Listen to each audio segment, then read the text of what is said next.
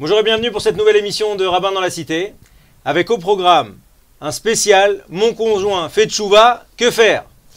Alors, on rappelle que, évidemment, le mariage est qu'une question d'investissement, de travail, de don et surtout de compréhension qu'on ne se marie pas avec une image. Très souvent on entend « mais mon mari a changé, il n'est plus du tout comme avant, elle a rien à voir avec la gentillesse du début du mariage, etc. etc. » Or, le point de base fondamental, c'est de comprendre que par essence, on ne se marie pas avec une image. La personne va évoluer, va changer. Et plus, et c'est ça qui est très beau, plus le couple est uni et plus l'un fondamentalement fait partie de la vie de l'autre, au point que nos sages disent que, et une très belle phrase qui explique qu'au début du mariage, il y a de l'affection, etc. Mais finalement, ça reste une personne extérieure à soi, que petit à petit, elle devient ma sœur, comme on voit à plusieurs reprises dans la Torah qu'Abraham dit elle est ma sœur, Yitzhak elle est ma sœur, et que finalement, quelque part, la beauté, le point culminant du mariage, c'est quand elle devient ma mère, ou qu'elle devient mon père. Ça veut dire quoi? Que on s'est tellement donné, on s'est tellement construit l'un de l'autre que finalement, on est une source pour l'autre, et on l'a enfanté quelque part. Alors maintenant, la question de ce soir est une question très très fine, dans la mesure où, Baruch Hashem, il y a un mouvement de tchouva extraordinaire. Et Baruch Hashem, on va essayer d'aborder ça ce soir avec Rav Nissim Haddad, qui est bien connu chez Torah Box pour ses efforts sur les soldats, pour son Shalom Bayit, ses connaissances du couple, etc., etc. Et Rav Kremezi, qu'on ne présente plus. Alors, la première question ce soir pour Rav Kremezi, c'est de savoir, finalement, si justement ce retour, cette chouva, ce mouvement de retour tachouv et de retourner à Hachem, est-ce que c'est quelque chose d'individuel? Et donc à ce moment-là, finalement, peu importe que mon conjoint me suive ou me suive pas, puisque finalement c'est moi qui vais rendre des comptes plus tard. Personne va rendre, on ne va pas ramener mon conjoint là-haut dans Beddin Shel Mala pour rendre des comptes, ou bien non, il faut impérativement aussi faire participer son conjoint dans ce mouvement de rapprochement à Hachem. Alors, comme en bon juif, chaque problème, il vise deux problèmes. Alors, tout d'abord, essayer, je pense que tout le monde peut essayer. Je pense qu'il n'est jamais interdit d'essayer quoi que ce soit. Si une personne, elle aime le chocolat, ou elle aime le vin, ou elle aime le whisky, il va essayer que son mari ou sa femme va aimer ce qu'il aime. Donc c'est normal que le mari qui fait tchouva, la femme qui fait pas, ou la femme qui fait tchouva et le mari qui fait pas, que l'un et l'autre vont essayer de se convaincre gentiment avec amour, dire regarde le cours du rabbin, regarde le Dvar Torah, regarde x, y chose, parce que c'est ce que nous aimons.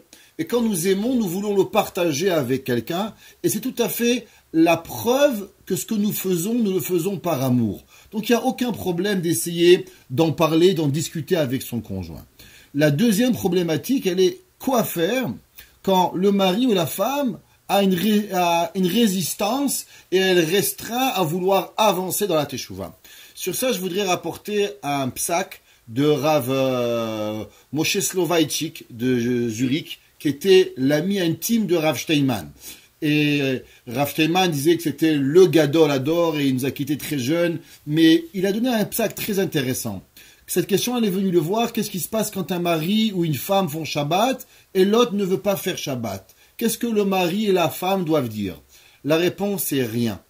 Il y a un mois, avant que tu commences à faire tes chouvas, si on t'avait parlé de Shabbat, tu n'aurais pas été intéressé à être écouté et tu n'aurais rien voulu écouter.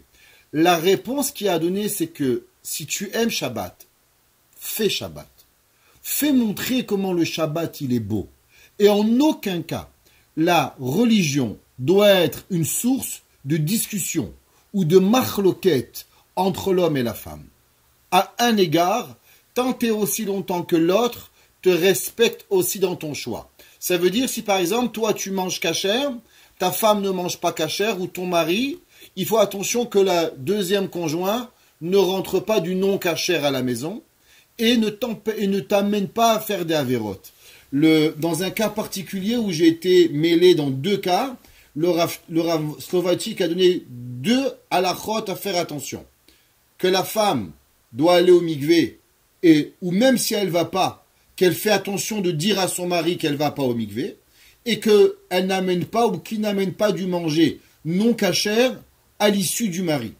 À part ces deux points, le Rav Moshe Soloveitchik a dit que la religion ne doit jamais être une source de machloket entre l'homme et la femme. Le mari ne peut pas imposer à sa femme et la femme ne peut pas imposer à son mari. On peut en parler. Donc en gros, pour résumer la pensée de Rav Moshe Soloveitchik, Agav, pour la petite histoire, Rav Rosenberg, c'était son Rav, et il m'a dit pour Rav Moshe Soloveitchik, j'aurais pu me mettre par terre juste pour qu'il s'essuie les pieds sur moi.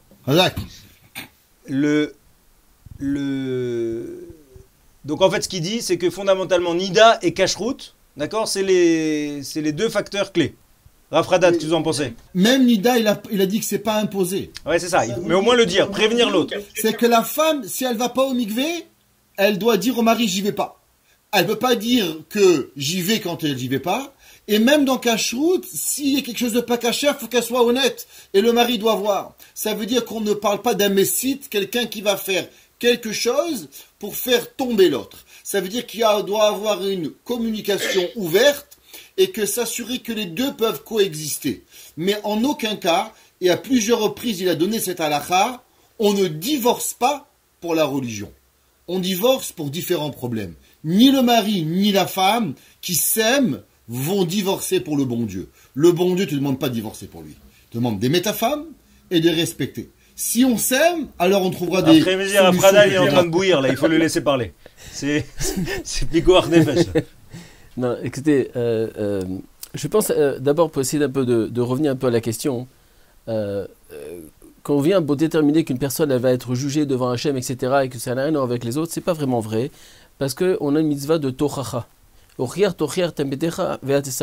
quand on parle de tochacha, nous avons l'obligation de corriger les personnes qui sont autour de nous, que bien entendu, si moi je pense que c'est le Der Haemet et que ça, je pense que c'est le bon chemin, donc c'est à moi d'essayer de voir des choses qui sont tordues, d'essayer de corriger, d'accord? Cette mitzvah, elle est adaptée aussi pour nos enfants, parce que la dîne de Chinour, il est sur un certain âge, mais après on parle maintenant de tochacha, comme il est rappelé dans le Chavetzrem dans Mishnah Bora. Maintenant, l'idée c'est quoi? C'est de savoir, c'est que il y a des choses dans une maison qui sont quand même fondamentales et qu'on ne peut vivre ensemble, d'accord, sans qu'il y a une coopération dans l'histoire. Ça veut dire que tant que les mitzvot, tant que les choses, au niveau de l'application des mitzvot, ne regardent que moi, à ce moment-là, oui, c'est vrai, avec beaucoup de tendresse, avec beaucoup de gentillesse, il faut essayer d'encourager l'autre. Mais quand on parle maintenant, nous savons très bien pourquoi un homme se marie sous la choupa. Il ne vient pas pour jouer le tango ou voir un film de cinéma et aller se promener au bord de la mer. Et on sait très bien pourquoi un homme rentre sous la choupa, pour vivre avec une femme, et ça veut dire dans tous les termes. Il n'en est que si une femme ne va pas au mikvé, décide de ne pas aller au mikvé, et alors là, il y a vraiment un vrai problème. On ne peut pas rester pendant des mois et des mois, dire on ne va pas se divorcer, parce que même si elle me dit qu'elle ne va pas au mikvé, ça suffit. Ça ne s'appelle pas un couple. Il y a vraiment un problème existentiel. Ça veut dire que je peux te comprendre, tu n'as pas besoin, mais dès que ça va toucher notre relation ensemble, là oui, comme par exemple, comme le Rav a dit, au niveau de la cache-route, tu veux ne pas manger cachère, écoute, je vais essayer de t'expliquer pourquoi c'est important. Mais maintenant, tu ne peux pas faire rentrer du taref dans la maison. Tu es obligé maintenant de suivre, si moi maintenant on veut vivre ensemble, on vit dans la même cuisine, et que moi maintenant j'ai un problème, comment gérer ça? Est-ce que c'est moi qui dois me plier et dire non, alors c'est pas grave, fais ce que tu veux dans la cuisine, moi je vais manger dehors. C'est pas comme ça que ça marche. Il y a une règle, il y a quand même une, comment ça s'appelle? Un minimum commun. Un minimum commun, je pense, qui doit être discuté, mais déjà qui nous donne la possibilité de vivre ensemble. À savoir que quand on parle de Shabbat par exemple, ok, toi tu veux pas faire Shabbat, ok, mais maintenant si moi je suis là, je ne vais pas m'enfermer dans une maison et toi tu vas mettre la foire et la soirée, et tu vas inviter tes copines, fumer la cigarette, faire ce que tu veux dans la maison. Si on veut vivre dans la même maison, il y a quand même un minimum de respect. Maintenant, avec beaucoup d'amour et beaucoup de compréhension, on peut y arriver. Mais ce sont des points existentiels qu'on ne peut pas passer à côté. On ne peut pas rester avec une femme dans la même maison sans avoir aucune relation parce que madame a décidé de ne pas le migrer, parce qu'elle n'a pas ce... Non, mais elle va vous dire, écoute, on a toujours été comme ça. Il n'y a pas de problème.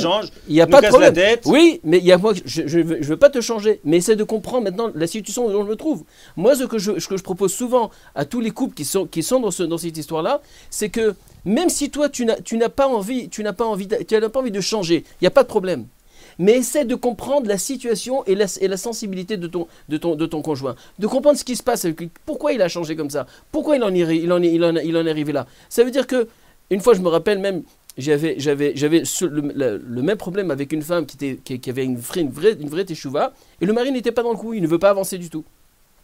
Alors, comment ils vont faire pour habiter ensemble? Alors, maintenant, c'est pas seulement entre lui et sa femme. Qu'est-ce qu'on fait avec les enfants? Un, il comprend que les enfants, maintenant, ils doivent évoluer dans la Torah, ils doivent aller dans le mitzvot, il veut les encourager. L'autre, il dit non, je vais les prendre au shopping, je vais le prendre. Ça fait un grand duel entre les deux. Qu'est-ce qu'on décide de faire? Donc, il faut arriver quand même à un minimum pour pouvoir qu'on puisse vivre ensemble. Ce n'est pas de dire non, chacun, car tu me dis la vérité, chacun pour soi et Dieu pour tous. Je pense qu'il y a quand même ici, Mechila du Gvar Soloveitchik, mais je pense qu'il y a quand même ici, si on veut arriver à une vie qui est correcte, il y a un minimum, strict minimum, qui doit être adapté avec de la compréhension. Après tout le reste, après chacun avec son niveau, chacun avec son évolution personnelle, etc., avec beaucoup de gentillesse, beaucoup de tendresse, de laisser la personne évoluer à son rythme. Rav Kremezi, la balle est dans votre camp.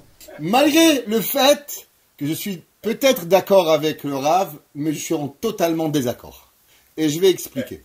Il est vrai qu'un homme et une femme se sont mariés pas pour manger une soupe au bord de la plage et pour avoir une véritable vie entre les deux. Une femme qui aime son mari et un mari qui aime sa femme et qu'ils ont des relations profondes et qui ont construit quelque chose, normalement, un mari et une femme devraient être capables de faire n'importe quoi pour plaisir à l'autre. Il y a des maris qui n'aiment pas aller à la plage et ils vont à la plage pour leur femme. Et des femmes qui n'aiment pas aller au ski, elles ont froid, mais elles vont au ski pour faire plaisir à leur mari. Donc on voit que, oublions la Torah, on est capable véritablement d'aller à l'inverse de notre nature pour faire plaisir et donner un bon moment de vacances, de plaisir avec notre conjoint. Si un homme ou une femme a une restriction quelque part, malgré qu'elle dit qu'elle aime son mari, ou elle aime sa femme, et elle dit « je ne veux pas aller au mikvé, je ne veux pas faire ça », il est certain qu'il y a deux points. Ou bien qu'on a un manque d'amour, ou bien c'est qu'on est en crise personnalisée. Ça veut dire qu'elle a une rejection, elle a un rejet sur quelque chose qui est profond, qu'elle n'arrive pas à avoir et pouvoir supporter. Alors lui dire, tu dois le faire parce que moi, mais tout ça va juste l'éloigner. C'est impossible qu'on arrive à quelque chose. Un mari ou une femme ne peut pas créer une relation profonde avec sa femme si elle est forcée de faire quelque chose. On ne peut pas arriver. Ça veut dire que ce que Rav Soloveitchik a dit, je vais vous donner l'exemple, c'était un homme que sa femme était religieuse. Malheureusement, elle est devenue Mechalelet Shabbat. Elle fumait à la maison, elle prenait la voiture, allumait les lumières, elle faisait plus rien. Le mari était même un Magid Shiur de Dafayomi. Et il avait une femme à la maison qui était devenue Barminan, c'est impossible de vivre. Il dit, mais moi je suis un rave, ma femme, elle est devenue Mechalelet Shabbat, comment on peut éduquer nos enfants?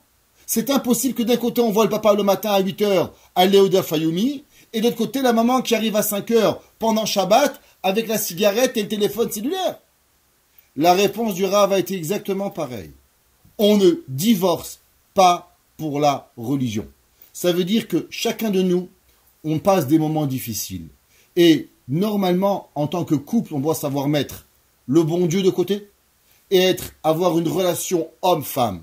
Si moi, ma femme, elle aime les roses rouges et moi, j'aime les roses vertes, alors, c'est pas important ce que j'aime. Si je vais vouloir lui faire plaisir, je vais lui donner ce qu'elle a besoin. Si j'aime mon mari, et je sais que mon mari, pour avoir X chose, il lui faut telle chose. Si ma femme, pour que je puisse avoir de l'affection avec elle, il faut que je me comporte de telle façon, alors il est préalablement naturel que le mari ou la femme va vouloir.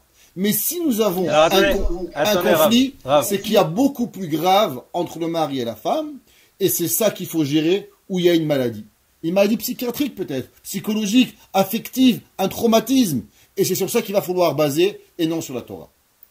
Et la question, elle revient, parce que prenons l'exemple de la femme qui avance et du mari qui ne veut pas avancer. Ça, c'est moins problématif. Parce que si la femme, elle avance, il y a moins de problèmes. Non, alors attendez. Elle gère les maisons, Shabbat, c'est justement ça, c'est ça qui était intéressant dans la réponse de Rav Moshe Soloveitchik. La réponse de Rav Moshe, c'était que finalement, c'était la Nida et Kashrut. Donc en fait, c'était les domaines de la femme. Maintenant la question du vivre ensemble, elle se pose toujours. Pourquoi le mari va dire, écoute, maintenant, on sortait toujours Shabbat, on allait toujours chez ma famille, j'ai truc, maintenant, on ne peut plus aller avec toi.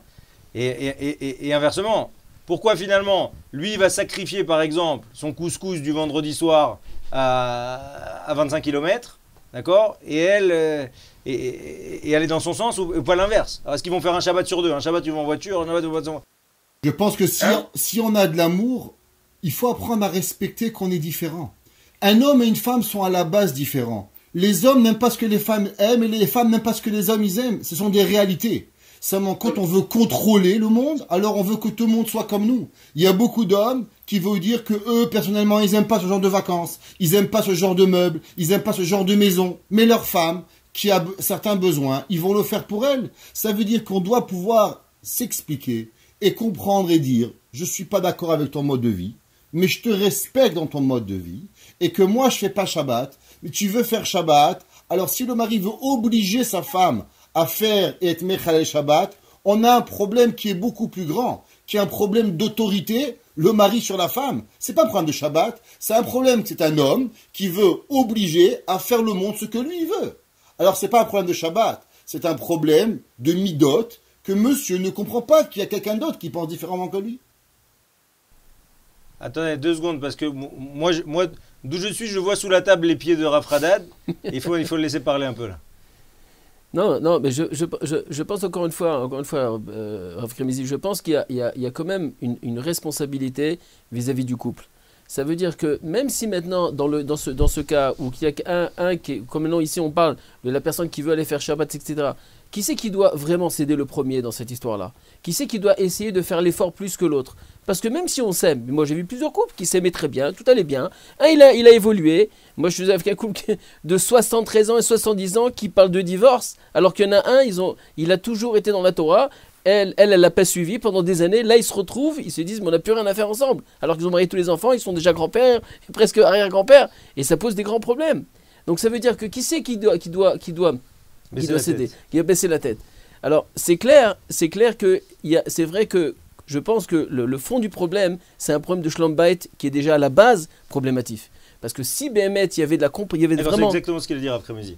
Comment? C'est exactement ce qu'a dit Rav Kremizi. S'il y a un amour fort à la base, on va trouver de toute manière on va trouver un mode de vie, essayer de comprendre tout ça, mais on doit aller dans le sens beaucoup plus au côté de la personne qui a oui pris la démarche de se renforcer ou de revenir dans les sources de la Torah, essayer de comprendre qu'au contraire c'est une chose qui est assez positive dans le couple, etc. Et c'est à la personne, le conjoint qui ne respecte pas, que lui il doit de faire des concessions pour vivre avec ce nouveau Alors, regardez ce que je vous propose. C'est un langage très dangereux que malheureusement l'homme qui est au moment où l'homme ou la femme qui veut pas, si elle entend son genre de discours, c'est à moi de faire, on arrive à d'énormes problèmes. Ça veut dire que puisque tu changes dans la Torah, alors ta vie doit me transformer. Je pense que la Torah, elle refuse qu'une personne se sente obligée.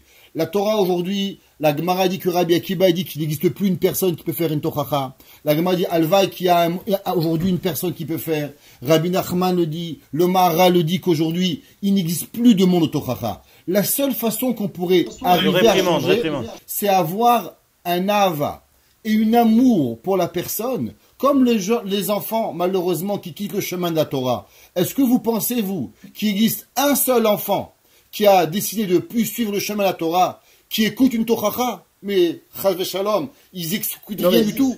La seule chose qui les fait changer, c'est l'amour. L'amour transforme. L'agression éloigne. Quand un homme il veut pas changer, si sa femme ou son mari lui demande, il va jamais faire. Non mais ça, sur ce point-là, je suis tout à fait d'accord, c'est pas ça qui me dérange. Ce qui me dérange dans cette démarche, c'est encore une fois, je reviens encore parce que j'ai été affronté à plusieurs cas comme ça, où que vraiment c'était des problèmes existentiels. Est-ce que c'est du davka? Est-ce que elle faisait exprès de ne pas aller au mikvé ou exprès de ne pas manger kasher? Ce sont des choses que si on veut, il faut que les gens comprennent que si on veut vivre ensemble, il faut tout faire pour arriver qu'il y ait au moins le strict minimum. Alors c'est parce que sans ça, c'est impossible. Comment? C'est de l'amour entre les deux. L'homme et la femme. Ok. Ils doivent se dire on s'aime. Je suis d'accord avec ça. Non, je suis d'accord Regardez, avec ça. ce que je vous propose, pour avancer dans ce débat, parce que je voudrais qu'on avance avec des cas concrets. Parce qu'en fait, nos auditeurs, ils ont des questions concrètes. La question qui revient le plus souvent, en tout cas qui m'était posée beaucoup, c'est, je comprends pas. on est en train de se couper de toute la famille. C'est-à-dire toutes les semaines, pendant 20 ans, ouais, le truc, ils vont tous le vendredi soir ou le samedi midi, ils vont tous chez la grand-mère, d'accord? Maintenant que tu as fait Shabbat, je vois plus mes frères, je vois plus mes sœurs, on est en train de perdre tout contact avec tout le monde. Fradad. Non, c'est vraiment un vrai problème. Ça, c'est un vrai sujet. C'est un vrai, je disais, c'est un vrai problème. C'est un problème qui est pas, même quand le couple il est ensemble et qui décide de faire teshuva et que les enfants, ils ont décidé maintenant que les enfants, ils savent très bien que maintenant que s'ils veulent gérer un peu les enfants, ils auront un problème de les mettre à la front avec la famille qui est un peu éloignée de la Torah ou que les enfants sont aussi un peu éloignés, ils veulent plus avoir la même éducation. C'est exactement le même problème. Ce qu'il faut, c'est avoir un juste milieu à tout ça. C'est-à-dire de respecter, de donner du respect vis-à-vis de la famille, vis-à-vis des gens qui nous entourent, et de se préserver à la fois, préserver notre famille à nous personnels, de se préserver, à la fois de respecter mais de préserver. Moi je me... ouais. Rav Kremezi sur le couscous du samedi midi, vous dites quoi? Alors, tout d'abord, il faut savoir que, sur ça je suis d'accord avec le Rav Haddad, c'est que on peut pas demander à une femme ou à un homme d'être Mechalel Shabbat pour du couscous. Ça veut dire que Ishimo ve'aviv tiraou, ve'et Shabbatotay tishmorou. Ça veut dire que il n'est pas trop d'accord, Rav Kremezi, il n'est pas mari, mais on doit aimer son père, mais on peut pas aller à l'inverse. Seulement, le problème familial est un problème qui est réel. Chez beaucoup de familles, la famille est pas important. Et la base de le noyau de qui ils sont. Sans papa, sans maman, sans frères et sœurs, ont quelque chose de vital. Alors d'abord, il y a toujours des solutions. Trouver un hôtel à côté. Inviter la famille. Trouver une façon. Ça veut dire qu'il faut être ouvert à la solution. Dire que tout va rester pareil et on va devenir religieux, c'est impossible. Il faut accepter qu'est-ce que tu veux gagner. Tu veux voir tes frères? On va trouver un moyen. Tu veux voir tes parents? On va les voir mardi. Ça veut dire il faut maintenir le sens sans garder véritablement tout ce qui va arriver autour. On va voir tes frères et sœurs, on va prendre un hôtel, on va essayer de faire ce qu'on peut pour arriver, on va se réunir différemment. Ça veut dire que la femme ou le mari doit recréer une nouvelle façon de réunir tout le monde de la façon que le mari ne va pas sentir le manque. Pas en disant « je t'enlève, mais je te donne rien ». Il y avait un grand mécanaire qui disait qu'on n'enlève rien à un enfant sans remplacer par quelque chose d'autre. Par exemple, un enfant il dit « Papa, il y a mon copain qui m'a invité pour aller au cinéma ». Nous on va pas au cinéma. On dit pas à un enfant « non, tu vas pas ». Oui, tu vas pas. Mais à l'inverse, je vais te remplacer avec quelque chose. Je vais t'amener au zoo, je vais t'amener jouer au ballon, de façon à ce que l'enfant il comprend, j'ai perdu l'invitation de mon ami, mais je gagne quelque chose d'autre. L'homme ou la femme vont enlever à leur mari le couscous du vendredi soir, mais ils doivent savoir ou bien le remplacer le mardi, ou bien trouver une solution le Shabbat, de façon à accommoder tout le monde avec le respect de la Torah. C'est valable aussi, par exemple, il peut y avoir un cas ou que j'ai vu plusieurs fois où que le couple vraiment a voulu se renforcer. Il a renforcé, il est prêt bien sûr, à trouver des solutions, mais d'un autre côté, il a un problème avec les parents qui ne mangent pas vraiment forcément kasher comme eux, ils ont l'habitude de manger, et donc ça a des grands soucis. Alors là aussi, il faut trouver des solutions, comment essayer de venir avec beaucoup de gentillesse, je pense qu'on avait parlé de ça une fois, d'avoir beaucoup d'harmonie avec les parents, et de trouver une solution pour pouvoir s'adapter, et venir même avec, des fois même, c'est vexant de venir chacun avec sa casserole et son truc, mais déjà de remplacer un petit peu la cache-route. Est-ce que concrètement, parce qu'il y a des cas où la femme, elle fait pas Shabbat, d'accord, mais c'est en harmonie, elle va faire ses courses, elle va faire ses trucs, etc.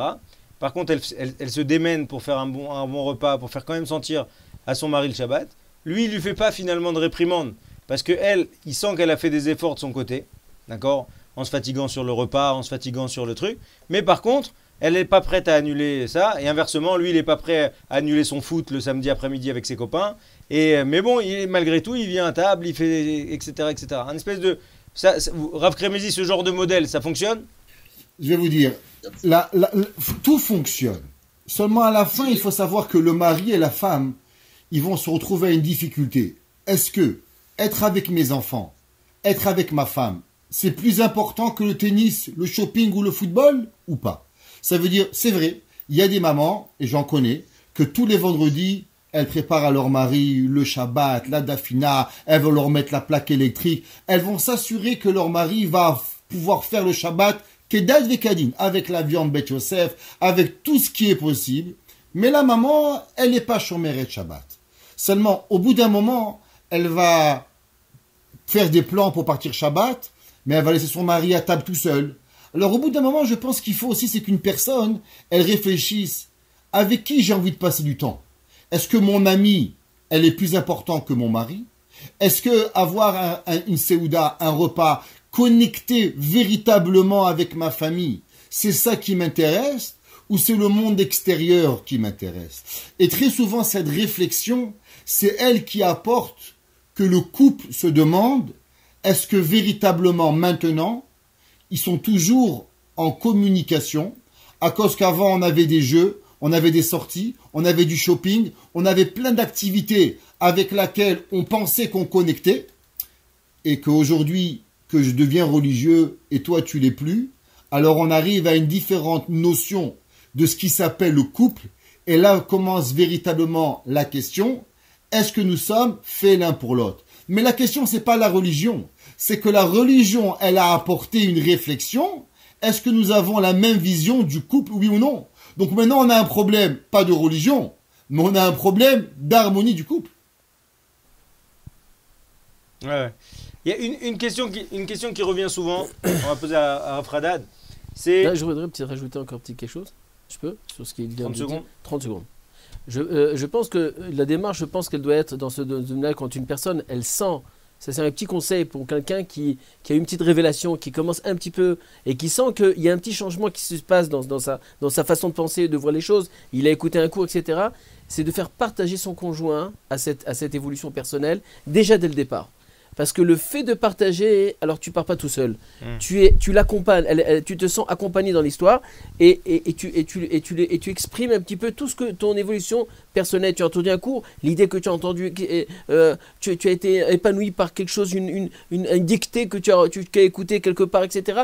De partager ça. Tu as écouté une musique, peu importe que la sensation ou alors le miracle qui s'est passé dans ta vie, de le partager de façon que l'évolution se fait ensemble. Parce que le décalage, il est quand quelqu'un il décolle tout seul et il laisse la personne de côté. Et là, après, c'est très délicat. On se retrouve avec cette Alors, il y a un point sur lequel, malgré tout, il pourra toujours avoir un décalage, c'est la fréquentation de la synagogue.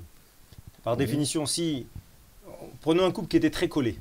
D'accord. Et finalement, l'homme, maintenant, il se retrouve à progresser, à avancer. Le Shabbat, il va rester 5 heures de son Shabbat à la synagogue. S'il est chez des Marocains, peut-être 7 heures.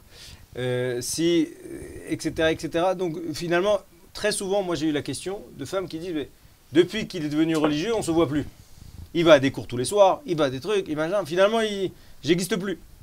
Mais ça c'est un problème, parce qu'une personne qui est dans cette démarche-là, et que même si maintenant lui-même, encore une fois, on revient avec la même question, c'est que lui, il évolue, et il laisse sa femme de côté. Donc l'idée c'est quoi? C'est de faire partager l'histoire. Et de savoir que si je ne veux pas rentrer dans des problèmes plus tard, au niveau du décalage horaire qu'il y aura entre moi et ma femme, c'est déjà de la faire partager et de minimiser un peu mon évolution, c'est-à-dire d'être un peu, d'être ensemble, d'être ensemble. Après-midi, à ce propos, comment vous conseillerez à une femme qui a le mari justement qui est de plus en plus à des cours, de plus en plus investi dehors, d'arriver à faire comprendre à son mari qu'elle se sent mise à l'écart, sans que ça crie, parce que le problème dans le rapport homme-femme, vous savez mieux que moi, c'est que dès que la femme elle est sur un mode cri, etc., le mari se ferme, donc on n'a rien gagné.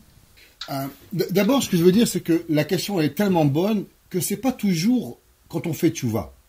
Il y a certains moments dans la vie d'une personne où on devient plus religieux. Par exemple, on voit beaucoup de personnes qui étaient Shomer Shabbat, qui faisaient et d'un coup, il veut devenir Avrir Kolel, Bachou Yeshiva, il devient un peu plus chassid. Il y a une grande tendance en Amérique de gens qui n'étaient pas du tout du mouvement chassidique, qui rentrent dans le mouvement chassidisme, et ils deviennent les tiches le vendredi soir, qui deviennent beaucoup plus, on va dire, orientés vers la Torah, et la famille, elle va le sentir. Même l'habillement du mari peut changer. Avant, il avait un costume marron. Maintenant, le mari, il porte un costume noir. Avant, il portait pas un chapeau. Aujourd'hui, il porte un chapeau. Ça veut dire que, mais là, je vois pas les couleurs à travers l'écran. Ce qui veut dire, c'est que on voit, on peut, cette question, elle touche à plusieurs niveaux. Je pense que il est très important en tant qu'homme ou femme, parce que ça arrive des deux côtés, c'est que d'exprimer à son conjoint ce qu'on s'attend de lui. Ça veut dire qu'un homme, il doit aller à un cours de Torah. Vous savez, on raconte une petite blague. On dit, pourquoi Yaakov Avinu a instauré la prière de Ma'ariv?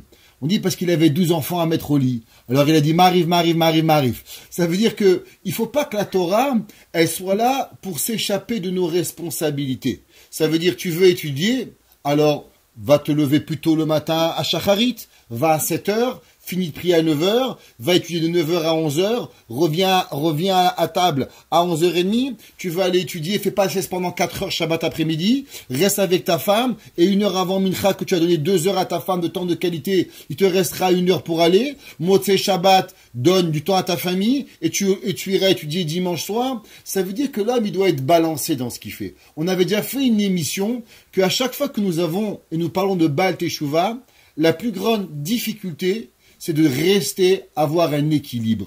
Ce manque d'équilibre à tout âge, ou bien quand on fait tchouva, ou bien quand on augmente dans Torah Yirat Shamayim, et qu'on a cette poussée d'adrénaline qui veut qu'on l'en fasse plus, malheureusement, ou bien peut-être heureusement, parce que c'est ça qui nous donne l'envie de pousser, on se perd dans notre volonté. Et je pense que c'est très important qu'en tant que couple, le mari ou la femme au mari, d'établir certaines règles de ce que la famille a besoin, de ce que le mari doit donner, de ce que la femme peut supporter pour pouvoir rester en tant que femme, en tant qu'épouse et être épanouie.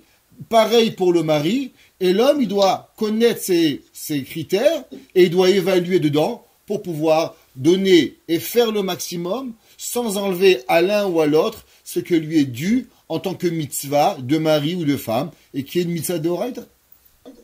Rav Kremezi, c'était franchement, ça m'a beaucoup plu et je vous aurais donné le mot de la fin, mais Rav Haddad, c'est quand même notre rabbin invité, donc on a la tradition de lui donner, de donner à l'invité de la semaine à finir. Pour m'excuser du costume marron.